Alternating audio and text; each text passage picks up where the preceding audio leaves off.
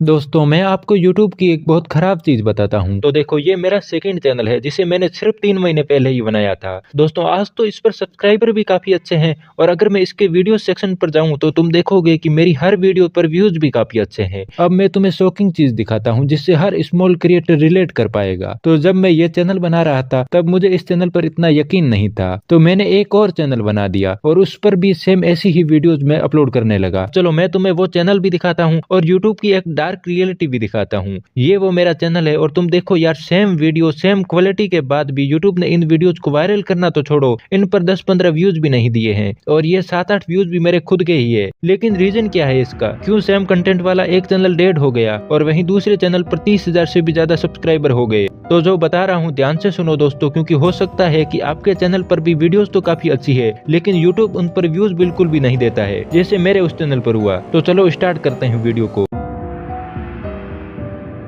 अब अगर तुम्हें ये लग रहा है कि मैंने वो चैनल सिर्फ 3 महीनों में ही ग्रो किया है, तो दोस्तों इसकी सच्चाई कुछ और है। सच्चाई ये है कि मैंने चैनल को ग्रो तो 3 महीनों में ही किया है, लेकिन इन 3 महीनों के पीछे मेरी कई सालों की बर्बादी छिपी है। क्योंकि मैं यूट्यूब पर पिछले 2 सालों से हूँ और इन 2 सालों में मेरा एक भी चैनल ग्रो नहीं हुआ और इसके पीछे का एक ही रीजन है और वो है यूट्यूब टिप्स की वीडियोस देखते रहना। मैं पूरे दिन मनोज दे, डिकोडिंग वाईटी, ट्यूब सेंसेई जैसे यूट्यूबर की यूट्यूब टिप्स की वीडियोस देखता रहता था और हमेशा ही ये सोचता था कि मुझे कोई ना कोई ऐसी सीक्रेट ट्रिक मिल जाएगी जिससे मैं अपने चैनल को ग्रो कर लूंगा। लेकिन दोस्तों चैनल तो ग्रो हुआ नहीं, पर कैसे 2 साल निकल गए पता भी नहीं चला। तो अगर आप भी पूरे दिन डिकोडिंग वाईटी, मनोज दे और ट्यूब सेंसेई की यूट्यूब टिप्स वीडियोस देखते रहते हैं तो मैं गारंटी देता हूं कि आपके 2-3 साल तो बर्बाद होने तय है। अब बात ये आती है कि मैंने यूट्यूब टिप्स की वीडियोस देखनी कैसे छोड़ी और अपना वो चैनल ग्रो कैसे किया। तो देखो एक दिन काफी परेशान होकर मैंने कुछ खुद से कड़वे सवाल पूछे और जब मुझे उनके जवाब मिल गए तो मेरे लिए यूट्यूब का ये पूरा माया जाल क्लियर हो गया और फिर अगले कुछ ही महीनों में मेरा चैनल भी ग्रो हो गया।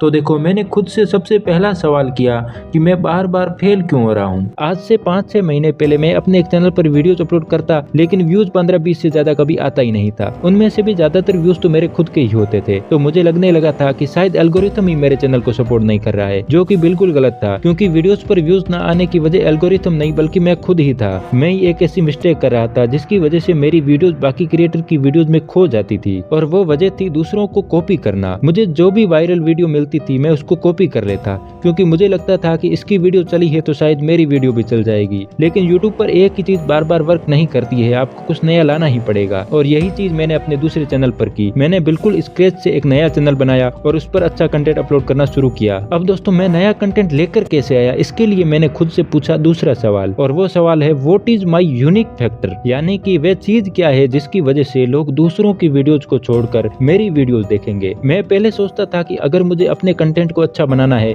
तो मुझे एडिटिंग को हाई लेवल पर ले जाना पड़ेगा। मुझे लगता था कि एडिटिंग ही एकमात्र चीज है जो आज के टाइम में यूट्यूब पर चैनल को ग्रो कर सकती है। लेकिन दोस्तों मैं गलत था, क्योंकि आज के टाइम में लोगों के पास पीसी और लैपटॉप है भाई, उन्होंने कोर्स कर रखा है एडिटिंग एनिमेशन का, तो मैं उनसे कम्पीट कैसे करूंगा। और इसी वजह से मेरा वीडियोज उनकी वीडियोज में खो जाता था। तो मैंने अपने सेकंड चैनल पर एडिटिंग के अलावा उन चीजों पर ध्यान देना शुरू किया जो मेरा यूनिक फैक्टर था। जैसे कि मुझे लगता था कि मेरी वॉइस बहुत धीमी है तो मैं अपनी वॉइस को थोड़ा फास्ट और हाई पिच पर ले जाऊंगा, क्योंकि आज के टाइम में हर कोई फास्ट वॉइस ओवर कर रहा है। लेकिन दिक्कत यह थी कि मेरी वॉइस फास्ट है ही नहीं, मेरी वॉइस धीमी ही है। मैंने काफी लोगों से सुना है कि मेरी आवाज काफी शांत है, तो बाद में मैंने अपनी वॉइस को फास्ट करने की बजाय थोड़ा लो पिच पे ही रखा और एडिटिंग भी बिल्कुल वॉइस के मुताबिक ही करनी शुरू कर दी। और मैंने अपने उस सेकंड चैनल पर सबसे बड़ी जो चीज की वो थी कि एडिटिंग की बजाय मैंने अपने कंटेंट और वीडियो आइडियाज पर फोकस करना शुरू कर दिया और यही मेरा यूनिक फैक्टर बना और इसी वजह से मेरा पहला वीडियो ही बहुत ज्यादा वायरल हुआ और ऐसे ही बाकी के भी सभी वीडियो धीरे धीरे वायरल होने शुरू हो गए। लेकिन दोस्तों ये सब तो मैंने बहुत बाद में सोचना स्टार्ट किया। इससे पहले भी एक और सवाल था जिसके जवाब ने मेरे यूट्यूब के प्रति पूरी सोच को बदल दिया और वो सवाल था why I am coming on YouTube, यानी कि मैं यूट्यूब पर आ ही क्यों रहा हूँ। पिछले 2 सालों से मेरे दिमाग में यही था कि यूट्यूब पर मैं बहुत ज्यादा पैसे कमाऊंगा और यूट्यूब पर आने का मेरा ये एकमात्र रीजन था। लेकिन इन पैसों के लालच की वजह से मैंने ये कभी सोचा ही नहीं कि पैसे के लिए तो और भी बहुत सारे लोग आएंगे, तो मैं उनसे कम्पीट कैसे करूंगा। देखो, हम स्मॉल यूट्यूबर्स हमेशा यही सोचते हैं कि मैं कोई दिमाग लगाकर ऑडियंस को बेवकूफ बना दूंगा और उनसे सब्सक्राइब करवा लूंगा और बाद में खूब पैसे कमाऊंगा, जो कि सबसे बड़ी गलती है, क्योंकि आज के टाइम में सब स्मार्ट है, कोई बेवकूफ नहीं है। अगर तुम्हारे कंटेंट में वैल्यू नहीं है तो लोग तुम्हें नहीं देखेंगे भाई। तुम सिर्फ पैसे कमाने के लिए यूट्यूब पर आओगे ना तो तुम खो जाओगे, क्योंकि यूट्यूब पर ऐसे ऐसे लोग बैठे हैं जिनके अंदर यूट्यूबर बनने की क्वालिटीज कूट कूट कर भरी हुई है। तो तुम्हारे 2-3 साल भी बर्बाद हो जाएंगे और तुम कोई दूसरा काम करने के लायक भी नहीं रहोगे, क्योंकि 2-3 साल बाद तुम्हारी पढ़ाई भी खराब हो चुकी होगी। तो अगर तुम्हारे पास यूट्यूब पर आने का कोई अच्छा सा आंसर नहीं है तो तुम यूट्यूब पर मत आओ, क्योंकि आज के टाइम में तुम्हारी एडिटिंग कितनी भी अच्छी हो, तुम्हारा वॉइस ओवर, स्क्रिप्टिंग सब कुछ अच्छा हो, फिर भी यूट्यूब पर ग्रो करना बहुत डिफिकल्ट है, क्योंकि कंपटीशन बहुत हाई लेवल पर है। तुम कितनी भी अच्छी एडिटिंग, वॉइस ओवर कर लो, तुमसे 1000 गुना अच्छी करने वाले लोग बैठे ही हैं। और दोस्तों, मैंने ये सब कड़वे सवाल जब खुद से पूछे तो मुझे एक जवाब मिला, और वो जवाब ये था कि भले ही बहुत ज्यादा कंपटीशन है, लेकिन आज भी एक ऐसी चीज है जो अगर आपके पास है तो तुम हर उस क्रिएटर को बीट कर सकते हो जिसकी एडिटिंग आपसे 1000 गुना अच्छी हो, और वो चीज है ग्रेट वीडियो आइडियाज। देखो, आप अपनी एडिटिंग को अपने एक्सपीरियंस और हार्डवर्क से धीरे धीरे सुधार सकते हो, वैसे ही आप धीरे धीरे वॉइस ओवर को भी अच्छा कर सकते हो, एक्सपीरियंस से आप स्क्रिप्टिंग भी अच्छी कर सकते हो। जो भी चीज एक्सपीरियंस से और हार्डवर्क करके सुधारी जा सकती है, हमेशा ही सिर्फ उसमें ही कंपटीशन होता है। लेकिन आइडियाज हार्डवर्क करने से नहीं आएंगे, आइडियाज तो आपके दिमाग की उपज है, तो इसमें कंपटीशन ना के बराबर होता है। आज के टाइम में अगर ग्रो करना चाहते हो तो बाकी सभी चीजों की बजाय आइडियाज पर ध्यान दो। अच्छे आइडियाज को यूट्यूब भी बहुत ज्यादा बूस्ट करता है, क्योंकि अच्छे वीडियो आइडियाज से यूट्यूब को 2 फायदे होते हैं। एक, प्लेटफॉर्म की वैल्यू बढ़ती है, क्योंकि अच्छे आइडियाज से लोगों की लाइफ में वैल्यू ऐड होती है, और उस ऐप की ऑथेंटिसिटी बढ़ती है। जैसे आज यूट्यूब जैसे कई और भी बहुत सारे ऐप है, जैसे इंस्टाग्राम है, पहले टिकटॉक था, यानी अभी भी बाहर है, फेसबुक है, लेकिन किसी की भी यूट्यूब जितनी वैल्यू नहीं है, क्योंकि वहाँ पर वीडियो आइडियाज से कोई मतलब नहीं है। और इसीलिए आपने नोटिस भी किया होगा कि कुछ वीडियोज की ऑडियो बहुत खराब होती है, थंबनेल भी खराब होता है, लेकिन फिर भी वो वीडियोज बहुत ज्यादा वायरल होते हैं। इसके पीछे की वजह होती है उनकी वीडियोज का आइडिया। अब यूट्यूब को आइडिया से दूसरा फायदा ये होता है कि अच्छे आइडियाज वाले वीडियो लंबे टाइम तक चलते हैं, क्योंकि उसके बारे में बाद में भी लोग सर्च करते हैं। इससे यूट्यूब को लंबे टाइम तक पैसा मिलता है, और इसीलिए ऐसी वीडियोज को यूट्यूब बहुत ज्यादा वायरल करता है। दोस्तों, ग्रेट वीडियो आइडियाज किसी भी सक्सेसफुल चैनल की बैकबोन होती है, लेकिन अच्छे आइडियाज लाए कहाँ से फाइंड करे? तो इसके लिए आप अपनी नीश में ट्रेंड्स की रिसर्च करो और ये देखो कि कौन सा कंटेंट अभी मिसिंग है। गूगल ट्रेंड्स का यूज करो, यूट्यूब सर्च बार का यूज करके पॉपुलर टॉपिक फाइंड करो जो तुम्हारी ऑडियंस को पसंद हो और तुम्हारा यूनिक पर्सपेक्टिव दिखाए। जितने ज्यादा क्रिएटिव और रिलेवेंट आइडियाज होंगे, उतना ही ज्यादा चांसेस होंगे कि तुम्हारे वीडियोज ऑडियंस को अट्रैक्ट करेंगे। अब ये सब चीजें तो चैनल को ग्रो करने से पहले की थी, लेकिन मेरा चैनल तो बिल्कुल नया था, तो मैं अपनी पहली वीडियो पर व्यूज कैसे लेकर आया और मैंने चैनल को स्टेप बाय स्टेप ग्रो कैसे किया। इस टॉपिक पर भी अगर आप एक वीडियो चाहते हैं तो आप कमेंट में पार्ट 2 लिख दो। आपके अगर कमेंट ज्यादा आए तो मैं जरूर लेकर आऊंगा।